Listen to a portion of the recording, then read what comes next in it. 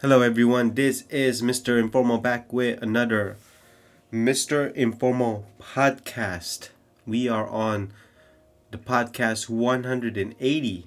Yes, 180 of the Mr. Informal podcast. I go by the name Mr. Informal, just in case you forget. And first and foremost, I just want to let you know I hope you are healthy. I hope you are safe, certainly, and I hope you are enjoying the festivity of December. Christmas is coming. A lot of people are shopping. A lot of people are going out. A lot of people are also getting together with family as Christmas comes by. So again, I hope you are safe and healthy. And second thing is, please do not forget to add me on Instagram, MISTERINFORMAL. And then check out my website, mrinformal.com, MRINFORMAL.com. So, what are the four topics for this Mr. Informal Podcast 180? Well, number one is Flask is going to buy outdoor gear Osprey. Number two, eBay is buying a sneaker authentication company. That's interesting. Number three, Amazon grocery packaging is now recyclable. That should have been done long before. Last but not least is Apple electric car. People have been talking about it, but so far none of it has been shown. And I don't even know what's the hype about. In any case, those are the four topics for this Mr. Informal Podcast 180. And so, let's go ahead and start the podcast. So topic number one is from retaildive.com, Flask. This is the title of the article. Flask owner to acquire backpack brand Osprey for $414 million. Seems cheap, isn't it? $414? And so, Helen of Troy, which owns Vicks Dry Bar and Flask, among others, on Monday acquired backpack brand Osprey for $414 million in cash, in a bid to accelerate profitable growth through acquisition. Wow, in cash. That's when Osprey is pretty cheap. The acquisition is expected to close by the end of the year, subject to customary closing condition. Osprey is expected to bring in 2021 net sales between $155 to $160 million, according to a press release. Executives see Osprey as a complementary brand to Flask, with CEO Julian Minenberg calling the two compelling combination for the outdoors consumers. Okay, I see where this is going. Flask makers of tumblers, insulated bottles, and Osprey makers of outdoor gears. So I can see where they're coming from. Although, what I don't like is accelerate profitable growth. Why does everything have to be, let's make money really quick? Why can't it just be slow and consistent? Why does every company always want to make quick buck? Oh, I forgot. It's because of the board members. So, later in the article, it says Mike, the founder of Osprey, said the acquisition is a natural next step for the backpack brand as it looks to scale. For Helen of Troy, it builds on the company's outdoors offering, provided it with another ESG-focused brand, and gives it a stronger foothold in international markets. Around half of Osprey's sales are outside of the U.S., according to Minenberg. Okay, nothing wrong with that. So, in the presentation of acquisition, Hello Troy has highlighted Osprey's status as the number one sellers of technical packs, travel packs, and everyday backpacks in the U.S., as well as number two in the U.S. in hydration packs. The company offers backpacks for hiking, skiing, mountain biking, travel, commute, and in other categories. An executive sees an opportunity for Osprey to go far beyond that. Potential product expansion includes camping, outdoor apparel, and footwear. So, they're gonna go toe to toe with Patagonia and the North Face, from what it looks like, and even REI. I can go on and on about this.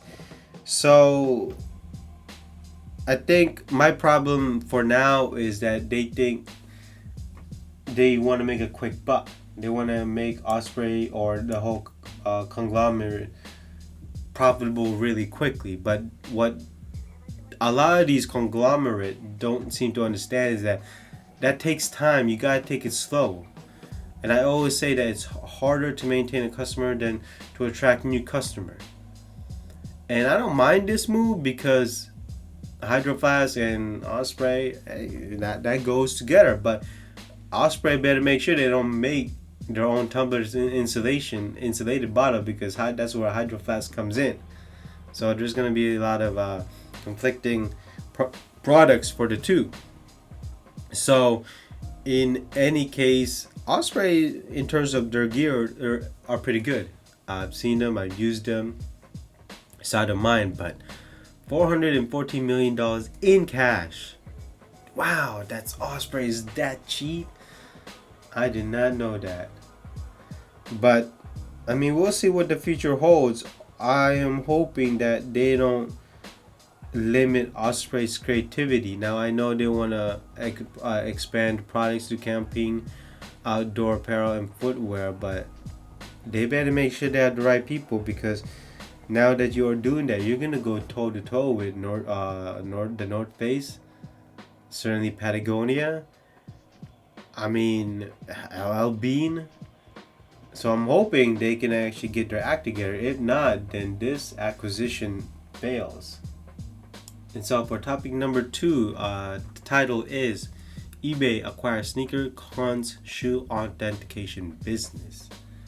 So as e-commerce company vet more products sold on their platform, eBay has bought SneakerCon digital sneakers authentication arm for undisclosed sum. Probably, let's say $100 million. According to a Monday press release, the deal closed on November 24. The acquisition is an extension of a partnership between the two companies. eBay has authenticated more than 1.5 million sneakers since introducing the service in October 2020. eBay said it has nearly 2 million sneakers for sale on its site daily, and SneakerCon authentication acquisition will increase users' trust in purchasing and selling shoes on their platform. SneakerCon will retain ownership of its events businesses. Alan Vinograda, CEO and co-founder of SneakerCon, confirmed in a statement. Well, that lets you know that eBay's authentication platform or their own platform was a failure. Because if it wasn't a failure, they wouldn't even buy this. And now, there's always been fakes in eBay. They just don't want to admit it. But so far, that's what it's looking like. Now, they don't want to tell the actual sum, but the fact is that this is a failure from eBay. And so, I'm sure a lot of consumers have been mad at eBay for selling fakes. And I'm sure SneakerCon had fakes too. Don't get me wrong, I've seen all kinds of videos from them. So over the past few years, eBay has introduced authentication services for items like high-end timepieces, jewelry, and sports memorabilia. But the e-commerce veteran has paid particular attention to authenticating and promoting sneakers on its platform. So on October 2020, the company partnered with SneakerCon to verify value at more than $100 in the U.S. as part of authenticity guarantee program. So you see, personally, I would never buy like a limited sneaker in eBay just because I don't know what I'm gonna get in the mail. I'd rather just see it in person before I buy the product. I think that's how people should do it. Not only that, eBay seller's fee is just too much. So in this case, I think that eBay is just trying to make sure that they are not having people sell fakes, but the fact is it's not gonna stop. You know how hard it is just to compare fakes or even just a bad QC type of product to let's say authentic goods. I mean, even Nike is probably fooled by other replicas out there. Even people who are expert are still fooled. Me personally, like I said, my best advice is that if you're gonna buy something, buy it in person. one of those local listing type sellers. See the receipt, make sure they have proof of purchase, and then check out the shoes. That's it. I mean, you know how hard it is to even check replicas versus authentic products is really hard. Not only that, Nike does backdoor deals with resellers, which is, that's another topic. So on to the third topic, titled from supplychaindive.com. Amazon rolls out recyclable packaging for cold chain grocery orders. Amazon has introduced recyclable products for cold items shipped to consumers from its Amazon Fresh online grocery service and Whole Foods Market. The retailer announced Wednesday in a post on its website. The packaging, which is made from recycled paper, is designed to preserve frozen or chilled products like poultry, vegetables, and ice cream as they are being transported to customer and can be disposed on curbside and household recyclables. Amazon VP of Grocery Stephanie Landry wrote in the post. Amazon is expanding its use of sustainable products for grocery orders as food retailers draws public attention to their efforts to adopt earth-friendly business practices. I have a question. Why do this now? Why couldn't just do this like a couple years ago? Ever since they acquired Whole Foods. Why now? So, the new insulated packaging from Amazon builds on a variety of steps the e-commerce giant has taken over to reduce the burden on environment posed by continuously using shipped items to its customer. Not only that, the company's shift to insulated packages that can be thrown away via curbside recyclable bins will replace 735,000 pounds of plastic film. So again, they can tell me all these stats, but okay, it's better late than never to start this. But the fact is that they should have started this a couple years ago when they announced buying Whole Foods. And not only that, why recyclable? Why not make it biodegradable? I mean, why don't you just remove all types of plastic packaging and all these bubble wrap? Instead of bubble wrap, why not just use recyclable paper? I mean, I buy from Amazon, and I'm sure Amazon does this. And here's the thing, okay? It only talks about groceries. Again, why not shipping too? Why not the whole company? I mean, I think they're just piloting. This is more like an experiment for them. But there's no point of this experiment because it's just a good thing. Why make it an experiment? For what? I don't get it. I mean, Amazon could probably just buy out a factory that a recycle factory and go start from there and then just do all the experiments. What can we do? What can be recyclable? What kind of materials should we use to make things recyclable? What about biodegradable materials? Why not do that? Why are they even just thinking about groceries? Why can't it be the whole company? I mean, I'm sure I'm not the only one that's thinking of this. I'm sure that a lot of people outside of Amazon are thinking, well, Amazon needs to do better because, I mean, people are shipping to millions and millions of customers. Their packaging is lousy, definitely. Still using plastic instead of just paper when they could just use paper. I mean, I'd rather just use paper that's recyclable or that's biodegradable. I mean, why go through this plastic packaging? And why just use groceries? And so, I mean, that's what I would do. I mean, just buy a recycle factory and experiment from there. But in any case, they're just starting with groceries, and it's such a shame that they're just doing this with groceries. And it's also a shame that they're just doing this now when they could have done this when they bought Whole Foods. So on the fourth topic, and there's no articles in this one, it's just I've been recently been watching the news or seeing articles. It's just Apple car, electric car made by Apple. People are talking about it. The financial sector is talking about it. The stock market is talking about it. People in YouTube talking about it. Apple fans are talking about it, which doesn't make sense to me. Why are we talking about the Apple car when there's no product, there's no presentation, there's not even a spec of what they will make out of this electric car. And it's all electric, just like Tesla. And I know Apple has been hiring car engineers, probably poaching them from Tesla or other electric car companies, and certainly want them to make. But again, no one really knows when it's going to be released. People talk about next year. They're going to show a concept next year. People are going to talk about it in 2 years or in 5 years. But whether they make one or not, why is there so much buzz about it? I don't get it. Maybe you do, or maybe somebody else get it, but I don't get it. I mean, as of right now, Tesla's number one when it comes to electric cars. Now, let's, you know what, I'm going to be nice. Let's say that Apple does show a concept by next year. How well is the technology going to be? I mean, will it be as advanced as Tesla?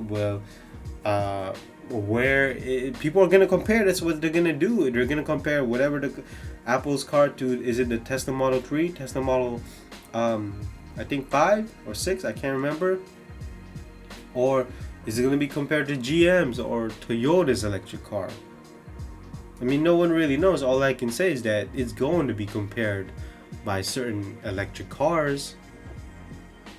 But at the same time, no one really knows as of right now what the specs going to be due to the limiting factor of technology. And the worst part about it is that people are talking about is right now when there's limited materials. There's a supply problem. There is a logistics problem. I mean, there are raw materials problem. The prices are up there. And you can't say that if Apple electric car does being show concept is going to be luxurious. Well, how luxurious is going to be compared to Tesla? How luxurious is going to be compared to Fisker? How luxurious is going to be compared to Ferrari or even Porsche? I mean, I still don't understand what the buzz is all about. Maybe I'm the only one. But even if Apple does show concept, I mean, what will it look like? People are going to criticize it. And you know it's going to be integrated with Apple iPhone, Apple Watch, and so on. So it's going to be the Apple ecosystem. And so what people don't understand is that Apple doesn't have experience with cars. And that is why they're hiring these car engineers. And so cars are just much more complicated. And then you have the reliability factor that comes in. You're not going to tell me that these Apple electric cars are going to be as disposable as the Apple iPhone. You can't do it like that. These cars would have to at least last 10 years. And that's pretty good. If it lasts 10 years, that's actually pretty good. That's 100K mile. Or even more than that. We're talking about years. I'm not talking about mileage. That happens. That's pretty good. But I mean, this Apple CarPlay buzz needs to slow down until Apple actually releases the specification of this car or actually make an announcement. But hey, I'm the only one. I'm sure there's actually going to be more of this Apple car buzz going until, well, whenever Apple says something about it. And so that basically concludes this Mr. Informal Podcast 180. Hopefully you listen to me from beginning to end. Hopefully I gave you some insights, and hopefully I made you understand the news better. And please do not forget to add me on Instagram, MISTERINFORMAL. And then check out my website, mrinformal.com, MRINFORMAL.com. And so please stay safe, please be healthy, enjoy the month of December, and so I will see you in the next podcast. Bye-bye.